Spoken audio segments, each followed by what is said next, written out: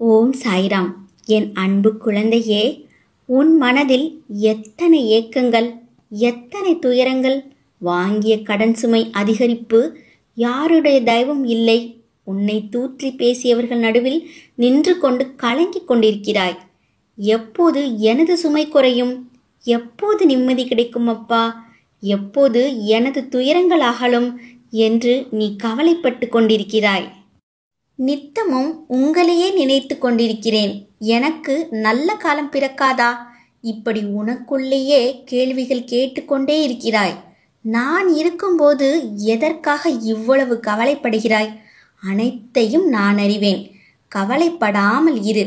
விரைவில் உன்னை ஆட்டி படைக்கும் அனைத்தும் உன்னை விட்டு ஓடி ஒளியும்.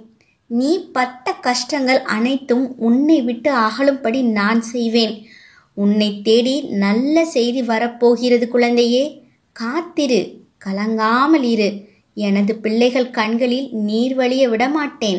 ஆனந்தமாக இருக்கப் போகிறாய். உன்னை பிடித்த கர்ம வினைகள் அனைத்தும் உன்னை விட்டு விலகப் போகிறது. விரைவில் நீ பெரும் செல்வந்தராகப் போகிறாய். காத்திரு குழந்தையே. இனி வரும் நாட்களில் உன் ஒவ்வொரு செயலிலும் நான் இருப்பதை நீ உணர்வாய். இது சத்தியமான வாக்கு. என்னை எவன் மிகவும் விரும்புகிறானோ அவன் எப்போதும் என்னை காண்கிறான். என்னை விட்டு நீங்கினால் இவ்வுலகமே அவனுக்கு சூன்யமாக தோன்றுகிறது. இடையராது என்னையே தியானித்து என் நாமத்தையே அவன் ஸ்மரணம் செய்கிறான்.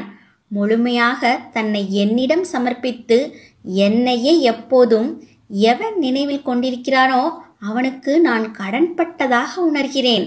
அவனுக்கு விடுதலை அளித்து எனது கடனை நான் தீர்ப்பேன். விரைவில் உன் கடுமையான சூழ்நிலையிலிருந்து நீ மீண்டு வருவாய். எல்லா எதிர்மறை சூழலிலிருந்தும் நீ ஜெயிப்பாய். உன் வாழ்வில் விரைவில் அற்புதத்தை நான் நிகழ்த்துவேன். நீ கேட்ட நல்ல மாற்றம் உனக்கு கிடைக்கும். நீ வளமாகவும் நலமாகவும் வாழப்போகிறாய். வாழ்க்கையில் என்றும் கடந்த பாதைகளை சற்று நீ நினைவில் கொள். நீ எவ்வளவு மாறி உள்ளாய் என்பதை நீயே உணர்வாய். நீ வாழ்வில் பிறருக்கு உண்மையாய் வாழ்கிறாய். நீ மற்றவர்களுக்கு நல்லது நினைத்தால் அதை தப்பாய் பொருந்திக் கொள்கிறார்கள் என்று நீ புலம்புகிறாய். உன் கவலையை விடு.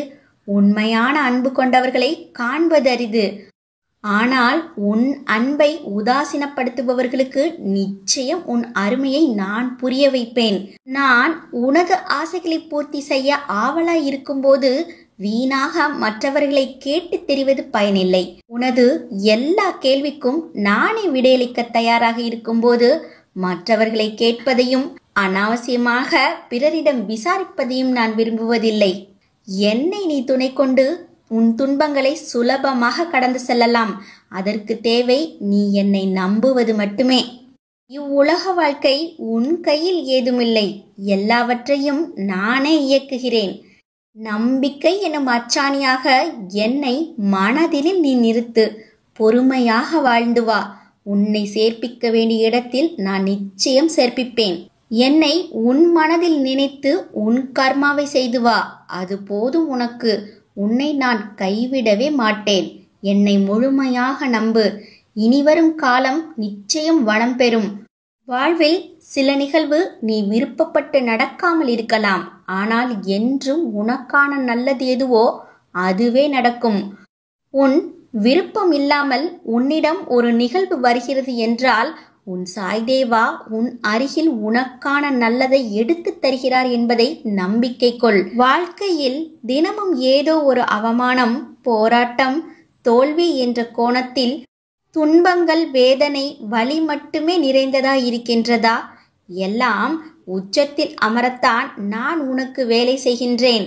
ஒரு செடி அடித்தளம் திடமாக இருந்தால்தான் ஆரோக்கியமான மரமாய் உயர்ந்து நிற்கும். அது போலவேதான் உன் வாழ்க்கையிலும். கவலை கொள்ளாதே. நிச்சயம் எல்லாம் நல்லதாய் நடக்கும். தைரியமாக போ. எதையும் நீ தாங்கிப்பார். நல்லபடியாக வாழ்ந்து விடலாம். இந்த சாயி உன் பின்னாலும் உனக்கு முன்னாலும் உடன் வருகின்றான் என்பதை நினைவில் கொண்டு என் பெயரை உச்சரித்து வா. அனைத்துமே சுபமாக முடியும். உனக்கான நல்ல நேரம் வரும் என்று நான் நம்பிக்கையாய் கூறுகிறேன். என் வார்த்தைகள் மீது நம்பிக்கை வை என் குழந்தையே. நீ ஜெயமாக நல்ல ஆரோக்கியத்துடன் எல்லா செல்வ வளங்களையும் பெற்று சீரும் சிறப்புமாய் நல்ல பெயருடன் நிம்மதியான மகிழ்ச்சியான வாழ்க்கையை நீ பெறுவாய். எனது பரிபூர்ண அருளும் ஆசியும் உனக்கு எப்போதும் உண்டு. ஓம் சாய்ராம்.